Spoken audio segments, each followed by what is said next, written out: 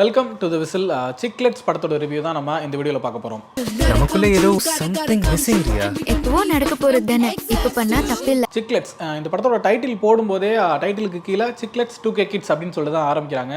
So 2K kids அவங்களோட life style பற்றியும் அவங்களுக்குள்ள இருக்க பிரச்சனைகள் பற்றியும் என்ன மாதிரிலாம் அந்த படம் பேச போகுது அப்படின்னு பார்க்கறதுக்கு முன்னாடி இந்த படத்தோட பேஸ் ஐடியா என்ன மாதிரியான படமாக இது இருக்குது அப்படின்னு யோசிச்சோம்னா, கம்மிங் ஆஃப் ஏஜ் ஃபிலிம்ஸ் அப்படின்னு சொல்லிட்டு சொல்லுவாங்க. அந்த பருவ வயதில் இளைஞர்களுக்குள்ளே ஏற்படுற மாற்றங்களை பற்றி பேசுகிற படங்கள் தான் இந்த டைப் ஆஃப் படங்கள். ஏன்னா அது மட்டும் இல்லாமல் ஒரு புது ஜென்ரேஷன் வரும்போது அவங்களுக்கான லைஃப் ஸ்டைல் சிந்தனைகள் எல்லாமே ஒரு மாதிரி மாற ஆரம்பிக்கும். அந்த ஜென்ரேஷன் கூட பழைய ஜென்ரேஷனுக்கு வந்து நிறைய கிளாஷ் ஏற்பட்டுக்கிட்டு இருக்கும். அந்த மாதிரி விஷயங்களை டிஸ்கஸ் பண்ணுற படங்களும் நம்ம நிறைய பார்த்துருப்போம். உதாரணத்துக்கு சொல்லணும்னா துளுது இளமை, பாய்ஸ், இந்த மாதிரி படங்கள்லாம் பார்த்தீங்கன்னா அப்போ கரண்ட் ஜென்ரேஷனாக வர இளைஞர்கள் வந்து என்ன மாதிரியான மைண்ட் செட்டோட இருக்காங்க, அவங்க என்ன மாதிரி லைஃப் ஸ்டைலை விரும்புகிறாங்க, அந்த மாதிரி விஷயங்கள்லாம் வந்து போர்ட்ரேட் பண்ணுற மாதிரியான படங்களாக இருந்துச்சு. அதே போல் இந்த இளைஞர்கள் பண்ணக்கூடிய விஷயங்களை வந்து ஜீரணிக்கவே முடியாமல் ரொம்ப ஆற்றாமையில் இருக்கக்கூடிய போன ஜென்ரேஷன் ஆட்களோட எமோஷன்ஸும் இந்த படங்களில் காட்டியிருப்பாங்க. ஸோ புது ஜென்ரேஷனோட அவங்களோட நியூ லைஃப் ஸ்டைல் பற்றியும் கம்மிங் ஆஃப் ஏஜ்னு சொல்லிட்டு அவங்களோட பருவ வாழ்க்கையில் நடக்கக்கூடிய மாற்றங்கள் பற்றியும் பேசக்கூடிய இந்த படங்கள். அதே நேரத்தில் போன ஜென்ரேஷன் கூட இவங்களுக்கு ஏற்படக்கூடிய டிஃபரன்ஸ் ஆஃப் ஒப்பீனியன், அந்த மாதிரி கிளாஷ் எல்லாம் டிஸ்கஸ் பண்ணக்கூடியதான் இந்த ஜானர்னு சொல்லலாம். விஷ் யூ ஹேப்பி மேட்டர்ஸ் டே. உன் பொண்ணு போட்டிருக்காயா? ஒரு வகையில் இந்த ஃபார்மேட்டில் வரக்கூடிய படங்களை வந்து நம்ம சக்ஸஸ் ஃபார்முலா படங்கள்னே சொல்லலாம். உதாரணத்துக்கு டான் படத்தை எடுத்துக்கலாம். அந்த படம் பார்த்தீங்கன்னா படம் முழுக்க இளைஞர்கள் வந்து அவங்களுக்கு என்ன விஷயங்கள் பிடிக்குமோ அதை பண்ணுறது, டீச்சர்ஸை திட்டுறது, பேரண்ட்ஸை திட்டுறது, அவங்க சரியில்லை இவங்க சரியில்லைன்னு சொல்லிட்டு எல்லாருமே குறை சொல்லிட்டு இருக்குன்னு சொல்லிட்டு இன்னைக்கு இருக்க இளைஞர்கள் எல்லாருமே கனெக்ட் பண்ணிக்கிற மாதிரியான ஒரு கதையோட்டத்தோட கொண்டு போயிருப்பாங்க. அது வரைக்கும் பார்த்தீங்கன்னா ஃபர்ஸ்ட் ஆஃப் ஃபுல்லாக இளைஞர்கள் பிடிக்கிற மாதிரி இருக்கும். ஆல்மோஸ்ட் படம் எண்டு வரைக்குமே அப்படி தான் இருக்கும். அப்படியே கிளைமேக்ஸில் பார்த்தீங்கன்னா உல்டாவாக்கி அப்பா எவ்வளோ நல்லவர் தெரியுமா அப்படின்னு சொல்லிட்டு பேரண்ட்ஸை க்ளோரிஃபை பண்ணுற மாதிரி விஷயங்கள்லாம் பேசி, இன்னொரு பக்கம் டீச்சர்ஸ் வந்து அவ்வளோ டார்ச்சர் கொடுமைகள் எல்லாம் பண்ணிட்டு கடைசி நேரத்தில் வந்து எல்லாமே உங்க நல்லதுக்கு தான் பண்ணோம், அப்பெல்லாம் விட்டுருமா அவங்கள அப்படிங்கிற மாதிரி அவங்களோட ஒரு டர்ன் ஒரு காட்டி, தென்னை மரத்தில் ஒரு குத்து பனை மரத்தில் ஒரு குத்துங்கிற மாதிரி யங்ஸ்டர்ஸ்க்கும் பிடிக்கிற மாதிரி பெரியவங்களுக்கு பிடிக்கிற மாதிரி ஒரு கான்செப்ட்ல அந்த மாதிரி படங்கள் எடுப்பாங்க. அந்த வகையில் இந்த சிக்லெட்ஸ் படம் எந்த அளவுக்கு என்டர்டெய்னிங்காக இருந்துச்சு அப்படிங்கிற பற்றி நம்ம டீட்டெயிலாக பார்க்கலாம். இந்த படத்தோட ஸ்டோரி லைன் என்ன அப்படின்னு சொல்லி பார்த்தோம்னா, ஒரு 3 பெண்கள் இருக்காங்க. அந்த 3 பெண்களோட பேரண்ட்ஸ்க்குமே அவங்க வந்து ஒரு துறையில் சாதிக்கணும் அப்படின்னு சொல்லிட்டு ஆசைப்படுறாங்க.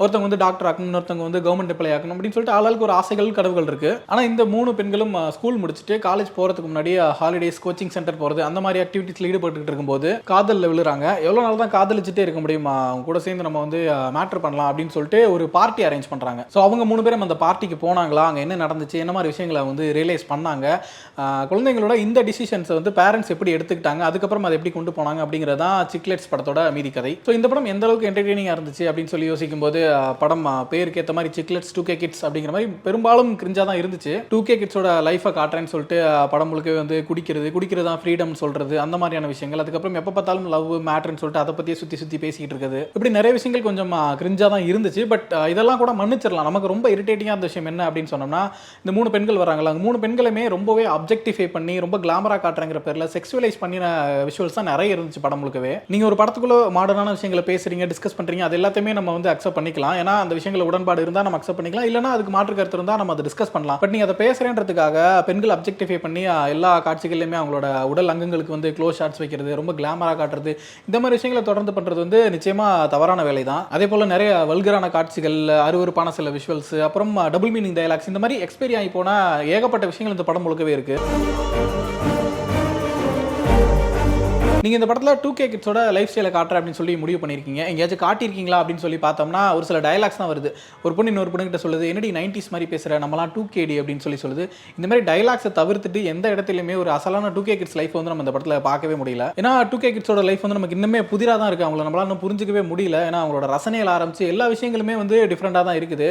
அவங்க நம்மள மாதிரி 90s கிட்ஸ் 80s கிட் மாதிரி வந்து பெரும்பாலும் ஹீரோஸை வந்து ரசிக்கிற மாதிரி தெரியல. அவங்களோட ஐகான்ஸ் யாராக இருக்காங்க பார்த்தீங்கன்னா, சினிமாவில் இருக்க ஹீரோயின்ஸாக அப்படி இருக்காங்களா பார்த்தீங்கன்னா, அதெல்லாம் விட அதிகமாக சோஷியல் மீடியா இன்ஃப்ளூயன்சஸ் தான் அவங்களோட ஐகான்ஸாக இருக்காங்க. TTF, அமலா சாஜின்னு சொல்லிட்டு சோஷியல் மீடியா இன்ஃப்ளூயன்சஸ் தான் அவங்க வந்து பெரிய ஹீரோக்களாக கொண்டாடுறாங்க. அதே போல் BTSங்கிற கொரியன் மியூசிக் பிராண்ட் வந்து எல்லாருக்குமே ஒரு ஆதர்சமான ஆட்களாக இருக்கிறாங்க. இந்த மாதிரி விஷயங்கள்ல இவங்க எதுக்காக இவ்வளவு ஈடுபாட்டோட இருக்காங்க அப்படிங்கிறத நம்ம ஆராய்ச்சி பண்ணி ஆகணும். ஏன்னா ஒருத்தவங்களோட ரசனை தான் அவங்களோட வாழ்க்கை முறையை தீர்மானிக்குதுன்னு சொல்லுவாங்க.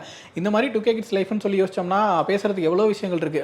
ரொம்ப பெரிய விஷயத்தெல்லாம் அவங்க அசால்ட்டாக எடுத்துக்கிறதா இருக்கட்டும், ரொம்ப சின்ன விஷயத்துக்குலாம் வந்து மனசு உடஞ்சு சூசைட் பண்ணிக்கிற அளவுக்கு டிப்ரெஷனுக்கு போகிறதா இருக்கட்டும், இந்த மாதிரி அவங்க சைக்கலாஜிக்கலாமே அவங்க லைஃப்பை புரிஞ்சுக்கிறதுக்கு ஏகப்பட்ட விஷயங்கள் இருக்கு. ஆனா அந்த விஷயங்களுக்குள்ள எதுலையுமே ஃபோக்கஸ் பண்ணாம வெறுமனே வந்து லவ் பண்றது மேட்டர் பண்ணணும்னு யோசிச்சுட்டு இருக்குன்னு சொல்லிட்டு அந்த ஏரியாக்குள்ளேயே டிராவல் பண்ணி அதையும் ஒழுங்கா எடுத்துருக்கலாம் கேட்டிங்கன்னா எங்கேயுமே நமக்கு பெருசாக என்டர்டெய்னிங்காக இல்லை. பெரும்பாலும் அவங்க காமெடி நினச்சி பண்ணியிருக்கிறதுமே நமக்கு சிரிப்பே வரல. ரொம்ப ஒரு சில இடங்களில் மட்டும் சில காமெடிஸ் ஒர்க் ஆயிருக்கு. இந்த படத்தோட பாசிட்டிவ்ஸ் என்ன அப்படின்னு சொல்லணும்னா ரொம்ப கம்மியான விஷயங்கள் தான் இருக்கு. குறிப்பாக அந்த 3 பெண்கள் இருக்காங்கல்ல, அவங்களோட லைஃப் ஜேர்னியில் இருக்கிற சில விஷயங்கள் ஒரு ஐடியாவாக நமக்கு இன்ட்ரெஸ்டிங்காக இருக்கு. பட் அதோட எக்ஸிகியூஷன் நமக்கு அவ்வளோ ஒன்றும் இன்ட்ரெஸ்டிங்காக இல்லை. அதில் குறிப்பாக சொல்லணும்னா ஆக்டர் ஸ்ரீமன் ஒரு இன்ட்ரெஸ்டிங்கான கேரக்டர் பண்ணியிருக்காரு. அந்த 3 பெண்களில் ஒரு பெண்ணோட அப்பாவா வராரு. ஒரு நல்ல ஆக்டர், நல்ல பெர்ஃபார்மர். பட் அவருக்கான சரியான ரோல்கள் இப்போ ரீசெண்ட் டைம்ஸ்ல எதுவும் பார்த்த மாதிரி ஞாபகம் இல்லை. பட் இந்த படத்தில் ரொம்ப நல்லா பண்ணியிருக்காரு. அதில் ஒரு குறிப்பிட்ட காட்சி வருது. அவரோட பொண்ணு வந்து அவர்கிட்ட சொல்லுது, அப்பா நான் வந்து லெஸ்பியன் அப்படின்னு சொல்லிட்டு. அந்த இடத்துல அவரோட ரியாக்ஷன்ஸ் எல்லாமே பயங்கரமாக இருந்துச்சு. மொரோவர் அந்த சீனுமே கொஞ்சம் நல்லா தான் இருந்துச்சு பார்க்கறதுக்கு. ஏன்னா அவர் வந்து சொல்கிறாரு, நான் வந்து உனக்கு கல்யாணம் பண்ணி கொடுத்து உன்னோட குழந்தைய வந்து என் பேரம்பேத்தி என் தோளில் வச்சு வளர்க்கணும் அப்படின்லாம் யோசிச்சுட்டு இருந்தேன், நீ வந்து இப்படி சொல்கிறியம்மா அப்படின்னு சொல்கிற இடமா இருக்கட்டும். அதுக்கப்புறம் அந்த பொண்ணை புரிஞ்சுக்கிட்டு அவர் பேசுகிற விஷயங்களா இருக்குன்னு சொல்லிட்டு அந்த காட்சி கொஞ்சம் நல்லா இருந்துச்சு. அண்ட் மொரோவர் ஐடியாவுமே இப்படி ஒரு ஐடியாவை இந்த படத்துக்குள்ளே கொண்டு வந்தது ஒரு பாராட்ட வேண்டிய விஷயம் தான். இதே போல் மற்ற கேரக்டர்களுக்கும் கொஞ்சம் மீனிங்ஃபுல்லான ஸ்டோரியும் அவங்களுக்கான எங்கேஜிங்கான சீன்ஸஸும் இருந்துச்சுன்னா இன்னும் கொஞ்சம் பார்க்க இன்ட்ரெஸ்டிங்காக இருந்திருக்கலாம். மற்றபடி 2K கிட்ஸ்னா கிரிஞ்சு தான் பண்ணுவாங்க, கிரிஞ்சு மாதிரி படம் எடுத்தால் அவங்களுக்கு பிடிக்கும் அப்படிங்கிற எண்ணத்தோட எடுக்கப்பட்ட படம் மாதிரி தான் இந்த படம் நமக்கு தெரியுது. This is all about cichlids movie. 2K kids பற்றியும் சிக்லெட்ஸ் படம் பற்றியும் உங்களோட ஒப்பீனியன் என்ன அப்படிங்கிறத நீங்கள் கமெண்ட்டில் சொல்லுங்கள்.